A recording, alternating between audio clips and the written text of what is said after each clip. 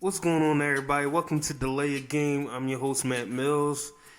I hope everyone is doing well. Thank you for tuning in and watching. Thank you for your likes, subscribes, your comments, for sharing. I hope that you guys are excited for the football season, so we are going to get into it.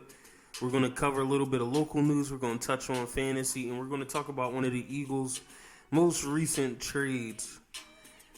So I do want to thank you again for listening. Thank you again. I'm excited for football. I just got through 3 fantasy drafts. I do have one more that I feel excited about, and one of these episodes soon we're gonna go over the teams that I was able to draft. But just to give you a quick fantasy football tip, probably next episode we're gonna go through the teams that I drafted, and you can give me your opinions and your thoughts on what you think. But in the first round, if you're in those middle rounds, my biggest thing and what I was targeting is I was praying for Justin Jefferson to fall to me. So a lot of experts and a lot of people were talking, who's the next Cooper Kupp? Who's going to be the next one to explode and all this stuff? And I think it's cool, trying to figure out the next wide receiver is going to have a breakout. I personally don't want to draft Cooper Kupp this year. He probably will have a great year. Will it be as good as last year? Probably not, but we'll see. But I will say that before all the Cooper Kupp hype, he was always a good receiver, always productive in fantasy football. But Justin Jefferson's first 2 years in the league have been outrageous. They have been record-setting. They have been ones to take of note. And granted, Kirk Cousins is a pretty good quarterback. But it's to the point I think Justin Jefferson would be great with most quarterbacks. But his stats for the first 2 years of his career, there is no next. Justin Jefferson has next. I just think he's not getting enough credit. He had 1,616 yards last year.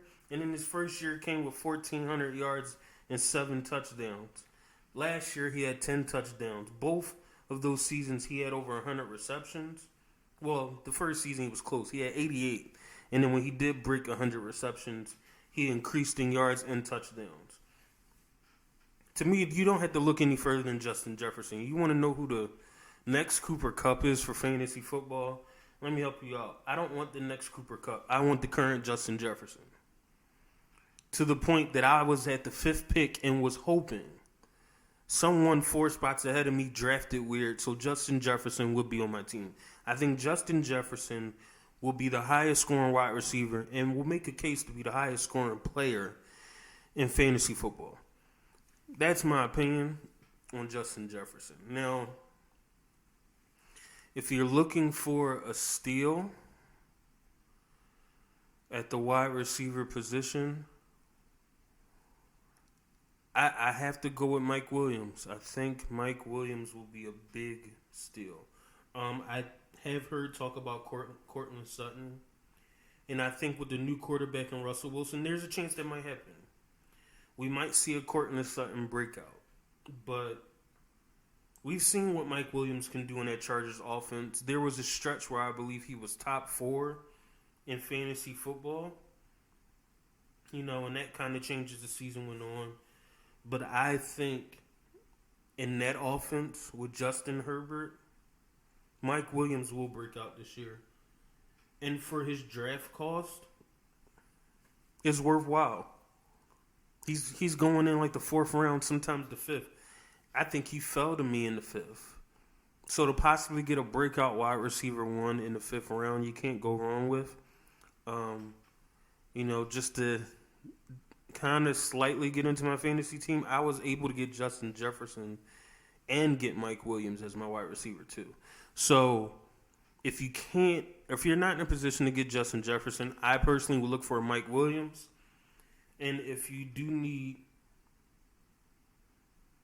a consistent player, can't go wrong with Brandon Cooks. Brandon Cooks is Mr. Consistent. He gets 1,000 yards on whatever team he plays on. Actually, it doesn't matter the quarterback because last year they had Davis Mills and he still had a good year. So if you need a consistent, just know you're going to have a good player. I'm going with Brandon Cooks. So, like I said, maybe in the future episodes, next time we are going to get more into fantasy football. But just wanted to give you a few nuggets for those that might be drafting this week or this weekend. Also, just a freebie, you might want to draft running back early, just given how after the third round, it can be a long way down before you can get another good running back. Outside of A.J. Dillon and maybe David Montgomery, it's going to be a little rough in the middle. But getting into our local news. So I have to start with the Steelers. Now, granted, I live in the Philadelphia area, but I have been a Steelers fan. So we are going to touch on Steelers news. I have to shout out that they did get Malik Reed, a linebacker from the Broncos, which I think is a good move. Nothing wrong with depth. And they also got an offensive lineman from Jesse Davis from the Vikings. Also not mad at the move because the Steelers' O-line often struggles. So anytime that they're proactive to get an offensive lineman, it has to be good for either Trubisky or my guy. My guy from Pitt. My quarterback. I don't know who's going to start. I don't know what the debate is. Before I go any further, let me just say the O-line pickup was a good pickup. But I do want to say, I don't know who's going to be the starting quarterback for the Steelers. I will say Kenny Pickett had a great offseason. I think he showed improvement. I think he played well in the preseason games, granted against second and third strings players. But I am a fan of Kenny Pickett. I'm a fan of Mitchell Trubisky. I think that he got a bad rap in the Chicago offense with the coaching staff. I think that the Bills, being with the Bills last year was helpful, and I think he can showcase what he can do in Pittsburgh. I think we have to think about, we don't have to think about, but the truth is, when Mitchell Trubisky got drafted, he was 19. He was a kid. And I also don't think he went to the best organization and best coaching staff to develop his skills. So, in my opinion, knowing how the Steelers do business, I want to say Trubisky will be the starter. And I think he might be the starter for, if not most of the season, I think at least for the beginning of the season to get some trade value. I don't think they would sign Trubisky if there was a chance he would not start. I think they drafted Kenny Pickett for the future and have full intention for him not to start this year. Now, maybe I don't know if they expect him to display growth so fast and play so well in the offense, but I would be surprised if they started Kenny Pickett week 1. So I guess we'll see. The other thing I have to mention before we move on to the Eagles is my Pittsburgh Steelers know how to draft a wide receiver. I mean, they draft wide receivers. When I watched the draft and I saw that we picked Pickens, I was excited. Started watching highlights and watching him play. I was like, this guy's going to be it. I got laughed at by a few people. I said, no, I think this guy's going to be a good receiver. And this preseason validated how I felt. I think, I'm going to be honest, I like Chase Claypool. I think he's the odd man out. I think he is going to be the third receiver, if not now, by the end of the year. George Pickens probably will be number 1 by the end of the season. I think he'll take Deontay Johnson's spot. I think Deontay Johnson is a really good wide receiver, and I hope he stays in the Pittsburgh Steelers organization for a long time. I think he's very consistent. I think he is skilled, and I hope he stays. George Pickens is a future. He is an animal. His aggression, the way he plays the game, his talent, I'm on board. Enough so that any quarterback that takes over this year is in a good situation. They're trying to make improvements to the O-line. Najee Harris is a great running back, despite him having his injuries. I hope he can recover from it. Chase Claypool, Deontay Johnson, George Pickens, Pat Freiermuth at tight end. Defense is still good and consistently adding depth. I think the Steelers are a good team. Now, granted, the AFC is deeper and better this year. But, I think we have a shot to win the division or compete for the division. I'll be surprised if the Browns were in it. Of course, the Ravens will always be in it. And we'll see what happens with the Bengals. I think they will always be competitive. So I think we have a shot. I do have to look over the schedule, but I think we have a shot to make the playoffs. I think we can be competitive. I think we might can steal a wild card spot. Who knows? But I think the biggest thing is just to.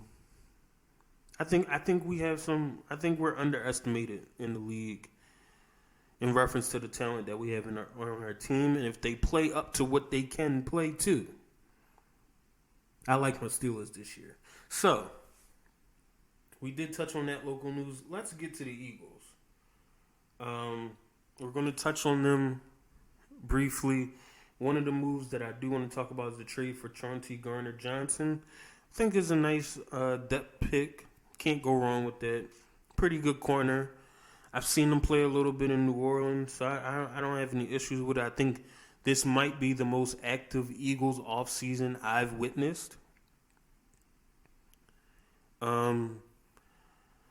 Being in Philadelphia, you'd be surprised how many people complain that the Eagles aren't active during the offseason. They don't get free agents. They don't really make trades. They don't make splashes. And this year, they just decided we're going to. And Jalen Hurts won't have any complaints or issues about saying he doesn't have talent. From getting wide receivers to trades to signings, they have been active in the marketplace to make sure the Eagles have a chance this year. So I will give them a lot of credit for that type of movement. The second pickup that I think is interesting and says a lot, possibly, is that I was surprised that the 49ers even cut Trey Sermon after drafting him last year. But even more interesting is the Eagles are the ones that picked up Trey Sermon.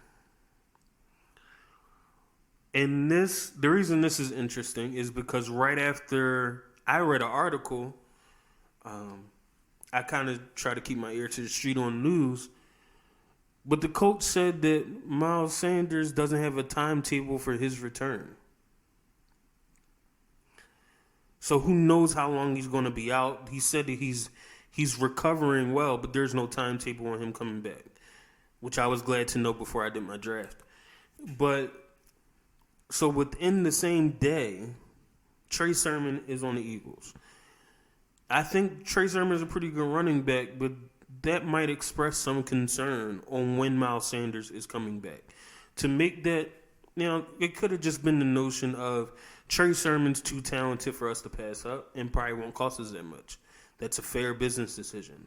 But we can't ignore the fact that for there to be no timetable on Miles Sanders coming back to play in the Eagles uniform, and then for them to pick up a running back off of waivers, I think it's something you should keep your eye on. I think the Eagles have capable runners. And if they integrate Trey Sermon with Kenneth Gainwell, Boston Scott's going to be involved. I think the offense will work pretty well. But I do think there should be some concern that Miles Sanders might not be coming back for a little while. That could be anywhere from 4 to 6 games, maybe. I mean, this is just my opinion. If he was going to be back by week 2, I would be surprised about the no timetable thing. He can't be close to playing early in the season for that to be released and for this pickup. So time will tell, but I do think it's worth mentioning. The big thing about this show and what we will talk about and will be the final topic is that the Minnesota Vikings traded for Jalen Reagor for a 7th round pick and a conditional 4th that could be a 5th, depending on stats and production. And before I get any further into this, I do want to take time to say congratulations to the Eagles. You deserve a round of applause because you were able to get rid of Jalen Reagor. Now, I would never say he shouldn't be in the league because he got drafted for a reason, and it was a first-round draft pick for a reason. He doesn't need to be on the Eagles. He had a shot. I mean, he had a shot. Before Devonta Smith got there, he had a shot. Even when Devonta Smith was there last year, he had a shot. And with his shot, you can say whatever you want about it, but with his shot, he had 695 yards in 2 seasons. 2 seasons. He was a bum in the Eagles uniform. I wouldn't even want him close to my team. Now, maybe he needed a fresh start, but I personally would not want him on my team any longer. If I'm consistently making moves to get a wide receiver, such as drafting Devonta Smith 1 year and then trading for A.J. Brown the next year, after I used first-round draft capital on a wide receiver, he needs to go. I have not been a fan, never been a fan, never defended him, never was interested in him. The wide receivers currently on the Eagles are better than him. Quez Watkins, I am a fan, is better than Jalen Reagor, and I don't think it's currently close. Now, maybe in a different system, we'll see a different Jalen Reagor. But in the Eagles system, in that uniform, he was not better than Quez Watkins. So congrats to the Eagles for getting away from that. Now, as we continue on this, I've seen a lot of people saying, oh, look at the Vikings trading for him after they left. The Vikings look bad for getting him or wanting to trade for him after they left. The Vikings, are eating their words and eating their laughs after trading for Jalen Reagor after they laughed at him. I'm going to be honest with you. I don't care if the Vikings traded for him because they still should be laughing. The Eagles have made improvements and have been rectifying. Jalen Reagor has 695 yards in 2 seasons. 2 seasons. We went over Justin Jefferson. He has 3,000 yards in 2 seasons.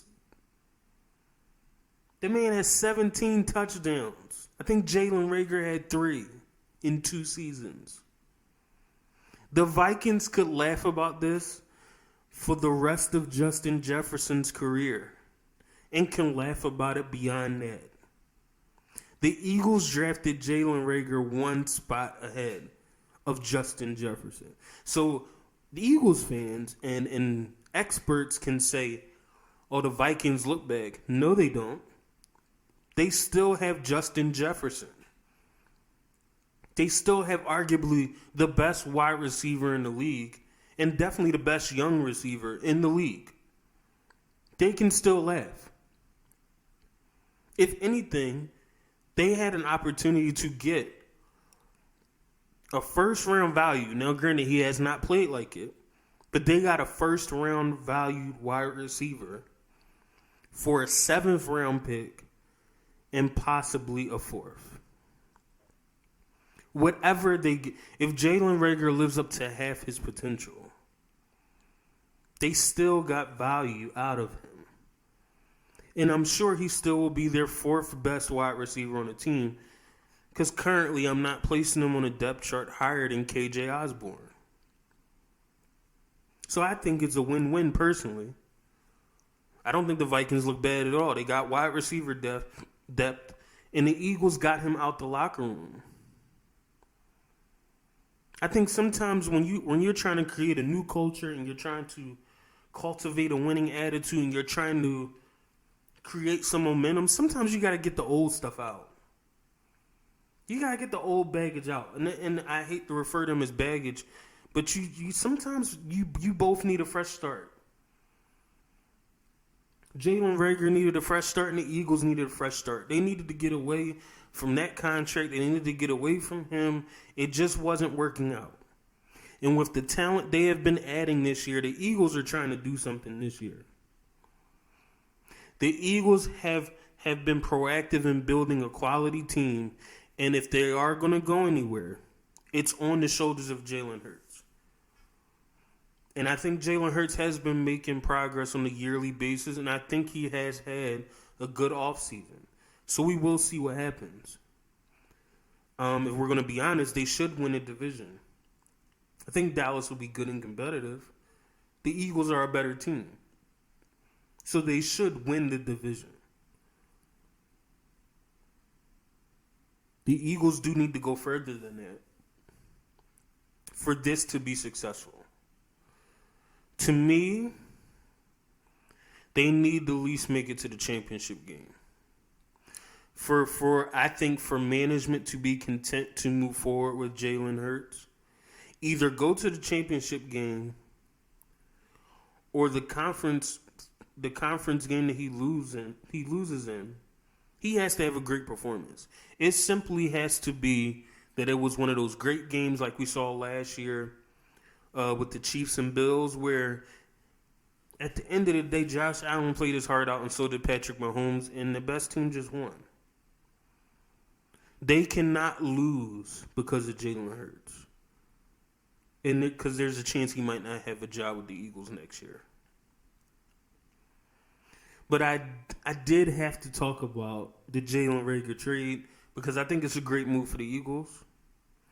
I'm happy they were able to move on from that. And I hope Jalen Reagor has a great career, but I don't think it was going to happen in Philadelphia. So I'm excited about the season. I'm excited about our local teams. Next episode, we definitely will get more into fantasy football, and we might preview a few of the games that are coming up, because next week is week 1, and we're going to start right off with the Rams. We got the Rams-Bills out the gate. So we're going to talk about that game. I'm going to give you some of my thoughts. But I do appreciate you listening. I do appreciate you tuning in. And let me know how things are going with your drafts. Let me know what you think about what I said. If you have any thoughts or opinions, please continue to listen, to subscribe, to like, to comment. And until next time, I hope you enjoy the rest of your day.